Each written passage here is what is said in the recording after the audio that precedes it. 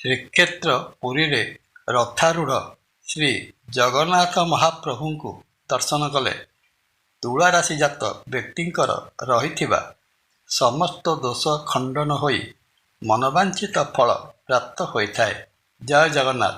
ନମସ୍କାର, ମୁଁ ତପନ ଡାଇଜେଷ୍ଟକୁ ଆପଣଙ୍କୁ ସ୍ୱାଗତ। ତୁଳାରାଶି ଜୁଲାଇ ମାସ ରାଶିଫଳ। ଏ ମାସରେ ଗ୍ରହ ନକ୍ଷତ୍ରମାନଙ୍କର ସ୍ଥିତିକୁ ନିରୀକ୍ଷଣ କଲେ ଜଣାଯାଏ ତୁଳାରାଶିଜାତ ବ୍ୟକ୍ତି ଜୁଲାଇ ମାସରେ ମିଶ୍ରିତ ଫଳ ପ୍ରାପ୍ତ କରିବେ। ବାକି ପଡ଼ି ରହିଥିବା ଅସମ୍ପୂର୍ଣ୍ଣ କାର୍ଯ୍ୟ ସମ୍ପୂର୍ଣ୍ଣ ହେବ। କ୍ୟାରିୟର କ୍ଷେତ୍ରରେ ସଫଳତା ଅର୍ଜନ କରିବେ। ଆର୍ଥିକ ଓ ପାରିବାରିକ ସ୍ଥିତି ଠିକ୍ଠାକ୍ ରହିବ। ମାସର ଦ୍ୱିତୀୟାର୍ଦ୍ଧରେ ତୁଳାରାଶିର ଦଶମ ଭାବ କର୍କଟ ରାଶିରେ ଅବସ୍ଥାନ କରିବାକୁ ଥିବା ରବି ମହାଗ୍ରହ ତୁଳାରାଶି ଜାତକକୁ କ୍ୟାରିୟର କ୍ଷେତ୍ରରେ ଅଭୂତପୂର୍ବ ସଫଳତା ପ୍ରଦାନ କରିବେ। ସରକାରୀ ଚାକିରି ଅନ୍ୱେଷଣରେ ରହିଥିବା ପୁଅ ଓ ଝିଅମାନଙ୍କ ପାଇଁ ଏହି ସମୟ ବଡ଼ ଅନୁକୂଳ ଫଳ ପ୍ରଦାନ କରିବ। ଚାକିରି କରିଥିବା ବ୍ୟକ୍ତି ଚାକିରିରେ ପ୍ରଶାସନିକ କ୍ଷମତା ହାସଲ କରିବେ। ସହକର୍ମୀମାନଙ୍କ ସହଯୋଗ ମିଳିବ, କିନ୍ତୁ ଉଚ୍ଚ ପଦସ୍ଥ ଅଧିକାରୀଙ୍କ ସହିତ ମତ ପାର୍ଥକ୍ୟ ଦେଖାଦେଇପାରେ। ବାଣିଜ୍ୟ ବ୍ୟବସାୟ କ୍ଷେତ୍ରରେ ରହିଥିବା ତୁଳାରାଶିଜାତ ବ୍ୟକ୍ତି ବେପାର କ୍ଷେତ୍ରରେ ଗୋପନୀୟତା ରକ୍ଷା କରି ଚଳିବା ଦରକାର। ଆର୍ଥିକ ଦୃଷ୍ଟିକୋଣରୁ ଜୁଲାଇ ମାସରେ ତୁଳାରାଶିଜାତ ବ୍ୟକ୍ତିଙ୍କର ଆୟ ବୃଦ୍ଧି ପାଇବ।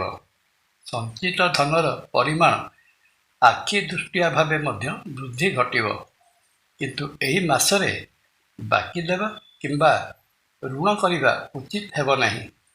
ପାରିବାରିକ ଜୀବନ ଖୁସିରେ କଟିବ। ସାମାଜିକ ମିଳାମିଶା ବୃଦ୍ଧି ପାଇବା ସଙ୍ଗେ ସଙ୍ଗେ ସମାଜରେ ସମ୍ମାନ ପ୍ରାପ୍ତ କରିବେ। ଜୀବନସାଥୀଙ୍କ ଭରପୁର ସହଯୋଗ ମିଳିବ। ସାଙ୍ଗସାଥୀମାନଙ୍କ ସହିତ ଭ୍ରମଣ ଯୋଗ ଦେଖାଯାଏ। ପାରିବାରିକ ଫଙ୍କସନ୍ ମନରେ ଖୁସି ଓ ଆନନ୍ଦ ସୃଷ୍ଟି କରିବ। ପ୍ରେମ ସମ୍ପର୍କ ବା ଲଭ୍ ଲାଇଫରେ ରହିଥିବା ପୁଅ ଓ ଝିଅଙ୍କ ମଧ୍ୟରେ ସମ୍ପର୍କ ଅକ୍ଷୁଣ୍ଣ ରହିଲେ ସୁଦ୍ଧା ଉଭୟଙ୍କ ମଧ୍ୟରେ ଦୂରତ୍ୱ ବୃଦ୍ଧି ପାଇବ। ସ୍ୱାସ୍ଥ୍ୟ ଦୃଷ୍ଟିରୁ ମାସଟି ଠିକ୍ଠାକ୍ ଜଣାପଡ଼ୁଥିଲେ ମଧ୍ୟ ଅତ୍ୟଧିକ କର୍ମଚାପରେ ହାଲିଆ ଅନୁଭବ କରିବେ। ଶରୀରରେ ବାୟୁ ବିକାର ଦେଖାଯିବ। ପେଟ ଗଣ୍ଡଗୋଳର ଆଶଙ୍କା ରହିଛି।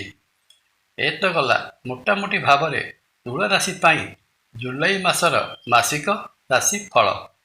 ମାସଟିରେ ରହିଥିବା ଅଶୁଭତ୍ୱକୁ ଏଡ଼ାଇ ତଥା ଶୁଭ ଫଳର ଶୁଭତ୍ୱ ବୃଦ୍ଧି ପାଇଁ ମା ମହାଲକ୍ଷ୍ମୀଙ୍କର ପୂଜାର୍ଚ୍ଚନା କରନ୍ତୁ। ପରିଶେଷରେ ଶ୍ରୀକ୍ଷେତ୍ର ପୁରୀରେ ରଥାରୂଢ଼ ଶ୍ରୀ ଜଗନ୍ନାଥ ମହାପ୍ରଭୁଙ୍କୁ ଦର୍ଶନ କଲେ ତୁଳାରାଶିଜାତ ବ୍ୟକ୍ତିଙ୍କର ରହିଥିବା ସମସ୍ତ ଦୋଷ ଖଣ୍ଡନ ହୋଇ ମନବାଞ୍ଛିତ ଫଳ ପ୍ରାପ୍ତ ହୋଇଥାଏ। ଜୟ ଜଗନ୍ନାଥ।